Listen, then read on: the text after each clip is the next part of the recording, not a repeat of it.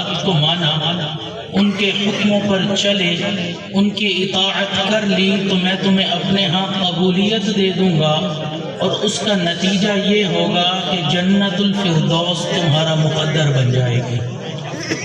یہاں ایک بات سمجھیے کہ دو لفظ ہیں، ایک ہے قابلیت اور ایک ہے قبولیت۔ قابلیت کہتے ہیں کہ کسی انسان کے اندر کوئی گن ہو، کوئی کمال ہو، کوئی خصال ہو۔ ایک شخص ہے وہ ہنرمند ہے، اس ہنر کے استعمال کر کے اس نے مال بنا لیا، قابلیت تھی، مال بن گیا۔ ایک شخص ہے اس کے اخلاق اچھے ہیں، لوگ کہتے ہیں قابل انسان ہے، با اخلاق ہے۔ ایک شخص ہے وہ خوبصورت ہے، ایک شخص ہے زندگی گزارنے کے اچھے طریقے آتے ہیں اور وہ لوگوں کو بتاتا ہے، اس کو بات کرنے کا طریقہ، اس کو دوسروں کے دل موہ لینے کا طریقہ آتا ہے۔ تو ان تمام چیزوں کا تعلق، ان تمام باتوں کا تعلق قابلیت کے ساتھ ہے۔ اگر آپ قابل ہیں، آپ محنت کرتے ہیں تو آپ امتحان میں ممتاز آ جاتے ہیں، تو یہ آپ کی قابلیت ہے۔ دوسرا لفظ ہے قبولیت۔ ضروری نہیں کہ انسان قابل بھی ہو اور اس کو قبولیت بھی مل جائے۔ قبولیت اللہ رب العزت کا انتخاب ہے۔ اللہ رب العزت جس انسان کو چاہتے ہیں اس میں کوئی کمال نہ ہو، حسن و جمال نہ ہو، مال و منال نہ ہو، اگر اللہ تعالیٰ چاہیں تو اس کو قبول فرما لیتے ہیں۔ تو اس لیے ہمیں قابلیت کے اوپر توجہ دینے کی بجائے اللہ رب العزت کے ہاں قبولیت کی فکر کرنی چاہیے۔ آج اس چیز سے ہماری نظر ہٹی ہوئی ہے۔ ہم نیک عمل کرتے ہیں، ہم سمجھتے ہیں کہ ہم نے نیک کام کر لیا، کیا ہمیں یقین ہے کہ وہ اللہ نے قبول کیا یا نہیں کیا؟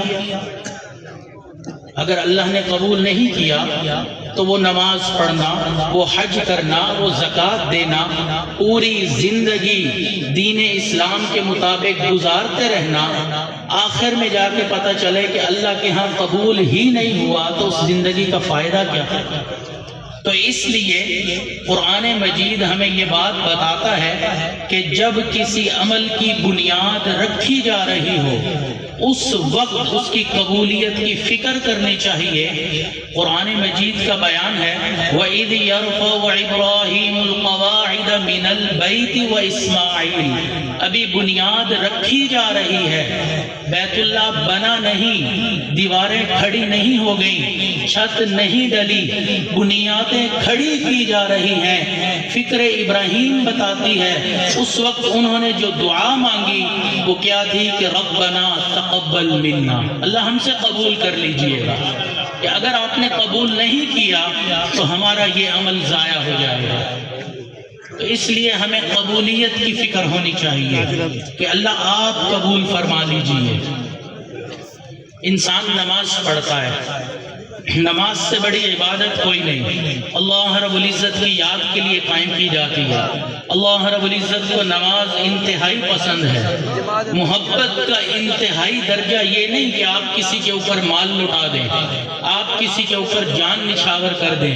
محبت کا سب سے انتہائی درجہ یہ ہے کہ آپ اس کے سامنے اپنے ماتھے کو زمین کے اوپر ڈال دیں۔ اس لیے اللہ کے علاوہ یہ سجدہ کسی اور کے لیے جائز نہیں، یہ انتہائی محبت ہے، یعنی کہ رسول کے لیے بھی جائز نہیں۔ تو انسان اللہ کی محبت میں عبادت کر رہا ہے، نماز پڑھ رہا ہے، سلام پھیرا، سلام پھیرنے کے بعد محبوب صلی اللہ علیہ وسلم کی سنت ہے ایک مرتبہ پڑھو اللہ اکبر، 3 مرتبہ پڑھو استغفر اللہ استغفر اللہ استغفر اللہ۔ حضرت والد صاحب رحمہ اللہ فرمایا کرتے تھے کہ یہ جو ایک مرتبہ اللہ اکبر 3 مرتبہ استغفار کی تعلیم ہے، اس کا مطلب یہ ہے کہ اللہ میں نے جو بھی نماز پڑھی اس نماز کے اخلاص میں کمی تھی، آپ اس سے بلند وراء الورا ثم وراء الورا ثم وراء الورا ہیں، اس لیے کہا اللہ اکبر، اللہ ہماری نمازیں نیچے رہ گئیں، آپ کا مقام مرتبہ ذات بہت بلند ہے، لیکن میں نے عبادت تو کر لی، استغفر اللہ، اللہ پلیز قبول کر لیجئے، استغفر اللہ، اللہ پلیز قبول کر لیجئے، استغفر اللہ، اللہ پلیز قبول کر لیجئے۔ تو یہ 3 مرتبہ استغفار کا مطلب یہی ہے کہ محبوب نے سکھایا کہ نماز کی قبولیت کے لیے یہ کہا گیا۔ تو اس لیے ہمیں اپنی زندگی میں قبولیت کی فکر کرنی چاہیے۔ اللہ کے ہاں انسان قبول نہ ہو، اللہ کے ہاں کوئی مخلوق قبول نہ ہو، وہ عبادت کر لے، زمین کے چپے کے اوپر سجدہ کر لے، اللہ تعالیٰ اسے راندہ درگاہ بنا دیتے ہیں۔ قرآن مجید میں ہمارے سامنے حال موجود ہے شیطان کا۔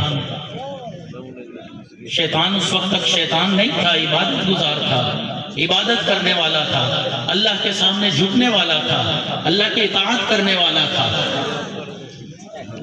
حضرت اشرف علی تھانوی رحمہ اللہ فرماتے ہیں کہ شیطان عالم بھی تھا، عابد بھی تھا، عارف بھی تھا۔ عالم تھا، اللہ تعالیٰ نے فرمایا اسجدوا لآدم، آدم علیہ السلام کو سجدہ کرو، سب نے سجدہ کر دیا الا ابلیس، سوائے ابلیس کے۔ حضرت والد صاحب یہاں ایک نقطہ بیان فرماتے تھے کہ جب اللہ رب العزت نے فرمایا اسجدوا لآدم، اللہ نے فرمایا سجدہ کرو، فسجد الملائکہ، اس بات کے اوپر ملائکہ کا اجماع ہو گیا، الا ابلیس، ابلیس اجماع کے خلاف کھڑا ہو گیا کہ میں سجدہ نہیں کروں گا۔ تو دنیا کا سب سے پہلا منکر اجماع کا شیطان بنا۔ تو اس لیے عالم تھا۔ عالم کیسے؟ سب نے سجدہ کیا، اس نے نہیں کیا، دلیل دی۔ دلیل کیا دی؟ انا خیر من، میں بہتر ہوں۔ اب دلائل دینا کس کا کام ہے؟ جو علم رکھتا ہو نا۔ تو اس نے دلیل دی کہ انا خیر من، خلقتنی من نار وخلقتہ من طین، کہ اللہ آپ نے مجھے آگ سے پیدا کیا، آدم کو آپ نے مٹی سے پیدا کیا۔ یہ دلیل دی کہ میں عالم ہوں، دلیل دے رہا ہوں۔ عابد تھا، عبادت گزار تھا، چپے پہ سجدہ کرنے والا تھا۔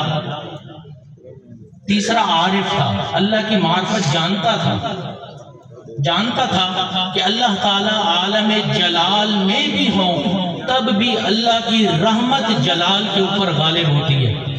جب اللہ نے فرمایا فَخْرُجْ مِنْهَا فَإِنَّكَ رَجِيمٌ، تو میرے دربار سے نکل جا، تو مردود ہے، بدبخت ہے، اس وقت عین عالم جلال میں اس نے اللہ رب العزت سے دعا مانگی کہ اللہ مجھے قیامت تک کی مہلت دے دیجیے۔ آپ کے سامنے ایک بندہ کھڑا ہو، آپ کی بات نہ مان رہا ہو، آپ کا بیٹا ہو یا آپ کا کوئی ماتحت ہو، آپ اس وقت جلال میں ہو اور وہ اس وقت آپ سے کچھ مانگے، آپ دیں گے؟ بالکل بھی نہیں دیں گے۔ شیطان اس وقت کیا مانگ رہا ہے کہ اللہ قیامت تک کی مہلت دے دیجئے، کیونکہ جانتا تھا معرفت خدا بندی کہ عین عالم جلال میں بھی رحمت غالب ہے، اور اللہ تعالیٰ نے اس وقت بھی اس کو مہلت عطا فرما دی۔ عالم تھا، عابد تھا، عارف تھا، اگر نہیں تھا تو عاشق نہیں تھا، ورنہ وہ یہ جان سمجھ جاتا کہ اللہ نے جب حکم دے دیا تو مجھے یہاں پر سجدہ کرنا۔ تو اللہ تعالیٰ چاہیں تو قبول فرمائے، چاہیں تو نہ قبول فرمائے۔ بنی اسرائیل کا شخص ہے بلم باعور، سینکڑوں سال عبادت کر لی، اللہ نے نہیں قبول کی۔ فَمَثَلُهُ كَمَثَلِ الْكَلْبِ، اس کو کتے کے ساتھ اللہ نے قرآن مجید میں تشبیہ دے دی۔ اللہ کی شان ہے جس کے اعمال قبول فرمائے، جس کے نہ فرمائے۔ تو اس لیے ہمیں آج قبولیت کی فکر کرنی ہے۔ ہمارے اکابرین، ہمارے اسلاف، ان کو قبولیت کی فکر تھی۔ وہ یہ سمجھتے تھے کہ اگر اللہ کے ہاں قبول ہو گئے تو بیڑا پار ہو جائے گا۔ ایک شخص